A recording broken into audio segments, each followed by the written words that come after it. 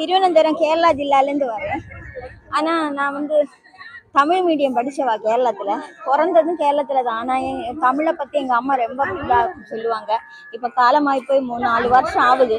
ஆனால் இந்த சோழ ராஜாவோட எல்லா கதையும் சின்னதுலேயே எங்ககிட்ட சொல்லி நாங்கள் 2 பெண் குழந்தைகளும் அப்போ எங்கள்கிட்ட எங்கள் அம்மா சொல்லி சொல்லி எங்களுக்கு இதை பற்றி நல்லா தெரியும். ஆனால் பார்க்கறதுக்கு முடியாத நிலையா இருந்தது. ஃபர்ஸ்ட் டைம் வந்திருக்கேன்.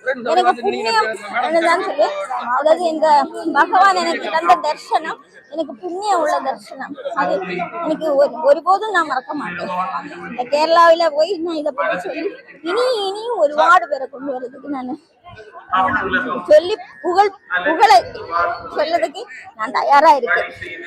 சரி, நான் தமிழ் ஸ்கூல்ல கேரளாவில் தமிழ் ஸ்கூல்ல படித்தேன். திருவாண்டரத்துல கேர்ள்ஸ் ஹை ஸ்கூல்ல படித்தேன்.